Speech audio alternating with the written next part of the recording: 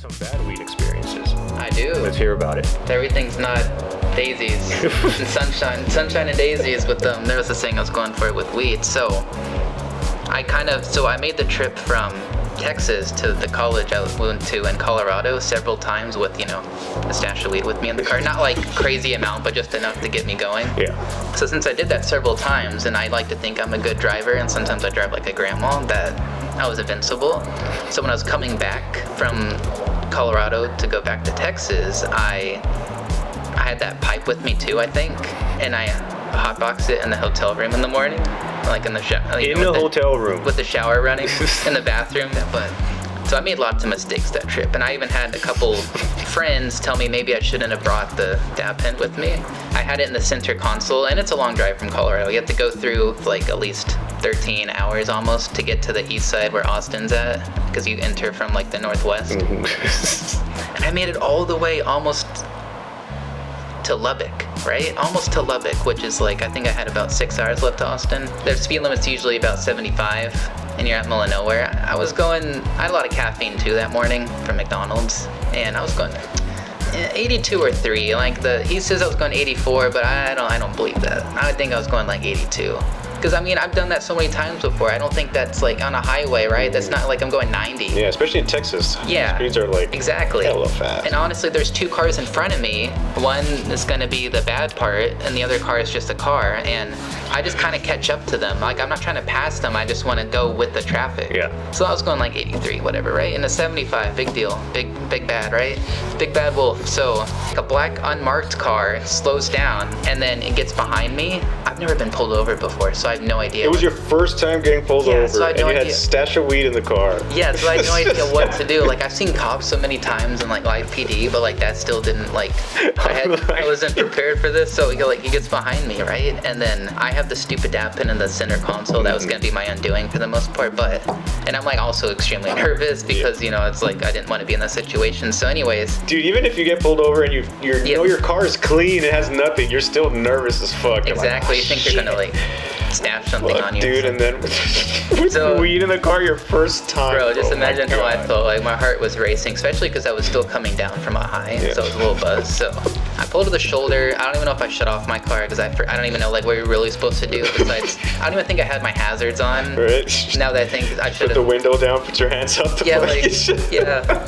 So anyways, like at first it's all casual. But the thing that got me is it was an unmarked car, so I obviously if I see like a cop anywhere in the vicinity, I'm not gonna go above 70 or 80. So it wasn't like a state trooper vehicle or anything. No, it didn't even have the lights on top. It was literally a DPS. I think it was specifically a drug unit. Oh. Yeah. So it was a little fishy. Like before he tells me to get out, he tells me to get out when I say like I can't find my insurance papers because they're like somewhere and I'm nervous. Somewhere stashed with the weed. No, that was no. Because I had my driver's license. Like, I can't open my glove compartment right now. Pretty much, I didn't open it. Thankfully, I think my insurance papers are in the other compartment where there's nothing. He tells me to get out, and then like I sit in his like front seat, so it was chill. So I thought, okay, all right, he's just talking to me, And he takes he told you to sit in his front seat? The passenger seat. Not behind the wheel, but his car. His car, yeah. So I was a little more nervous, right?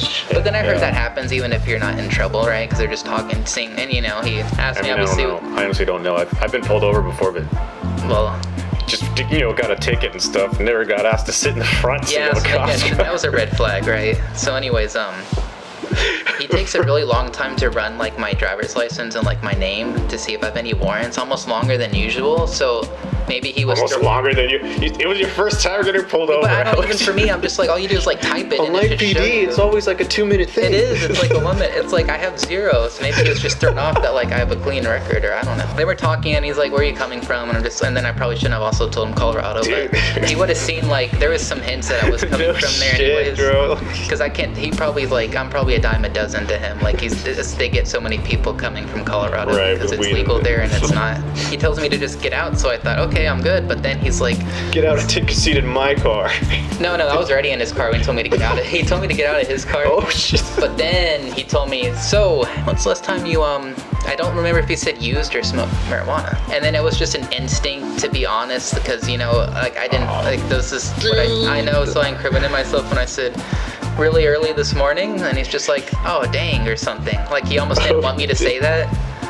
So yeah, he literally said, "Oh, that's not good" or something. No shit. Yeah. He was probably rooting for you, bro. He was probably like, just say you don't smoke. Yeah, he was like, so I can just let you go. But then I said that, and then he said, okay, place your hands behind your back. I don't remember if he said I'm under arrest or he just said put your hands behind your back, and then he put the cuffs on. And of course, even though I wasn't even like tensing or anything, he's like, don't tense. Then which was bad. Hold on. So yeah, what's up? What's going through your head, bro? You're being putting in handcuffs for the first time. Oh, I'm fucked. But I thought, it's just me. So I thought it would just be like some tickets, right? Wait, did he read you Miranda? No, and he never. Or he searched your car? He never did that either. He didn't Mirandize you? That's illegal search and seizure, bro. Yeah, when I get to the lawyer part, that's part of it. He finds the THC oil thing, right? And he asks me what it is, and of course I'm honest again. And I tell him it. He's like, this is THC oil. And I'm like, yeah. But I thought that was just in the same category as like the misdemeanor weed, but apparently THC oil is treated as a Schedule 2 felony. It's the same level as like cocaine or meth. Or one's Schedule 1, but this is Schedule 2. So shit, I just learned something. Yeah, which is like big with like a felony. There's a big difference between a felony and a misdemeanor, even though it's the same thing. Yeah, it's like they're punishing you more because it's discreet. I didn't know how much trouble I was in still, and then I realized. Then I like started, and I was losing my high, and I'm just like, oh, this really sucks. You guys are killing my high right now. And then he like searched my backpack, and then like, you know what a spliffer is, or a spoofer, or whatever? Basically a way to like make it smell less if you're smoking is, I mean, this probably doesn't even work that well. You get a used toilet paper roll, or like one that doesn't have any toilet paper, the cardboard part, and you put fabric softener in it. The rubber band. Wrap it. So he looked at that, and I swear he probably thought that was like a heroin residue. He looked at it for a good 10 minutes, and I'm just like, bro, there's nothing there for you. What the fuck is this? I know, and... Did you cry on your way to jail? I was crying in the cop car, like through the high I was in, because I was just like, because I felt so bad and like embarrassed. You know what I mean? So many things yeah, no shit. Yeah. Because honestly, it was Mother's Day, and the next day, and it was a Saturday. Wait, so it was Mother's Day the next day? Yeah. So you got pinched on your way to go see your mom for Mother's Day. Yep. So that was really bad timing, but This is fucking... yeah, I know. It's like it's quite the story. Officer, please. I know. It's Mother's Day tomorrow. No, I knew like there's something I could say like he doesn't. Oh, and the one funny thing about that too is that I have the Nintendo 3DS collection with like 40 games, and when he like looked in it to see if there was more contraband, a lot of my games like spilled out, and he had to like get them and put them back in. He's like, oh, you got quite a lot of games here, and I was like, yeah. Thanks. Yeah, thanks, man. You can have them. Just let me go. Exactly. But the worst part was the call. Obviously, like it's accurate in movies and TV shows when you call your family or whatever to bail you out. Did you ask for the phone call, or you're like? No, the problem is you can only get it at first, and then you don't get it for a while after that. So thankfully, out of the 2 people I called, so you get it upon arrival, and then if they don't answer, you gotta wait. It was really messed up. Who'd you call first? My dad. Right? I mean, pretty reasonable. But he didn't answer, so I was freaking out, and then guess who I called next for Mother's Day? Yep.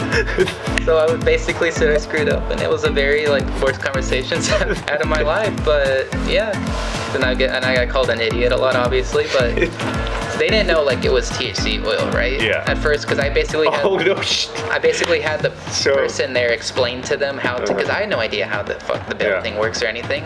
So I was in there for like a day and a half, which was like the longest day and a half of my life, basically. So you were in jail for a day and a half. Yep. And when you were on the phone with your mom, you didn't tell her why you got arrested? No, I did. I basically told her, but they didn't know why the bail was so high, because it's just called a controlled substance. It's not called THC Oh, so they oil. heard controlled substance and they were like, what the fuck is my son up to? Yeah, they were like, oh my god, does he have a problem? Does he need help? But no, none of that. It was just being too honest. Thankfully, they bailed me out, and I had Whataburger after that, and it was still good, but they didn't like look at me, basically. It was a really hard time. Hold on. So the jail they took you to, how far away was that from home? About 6 hours.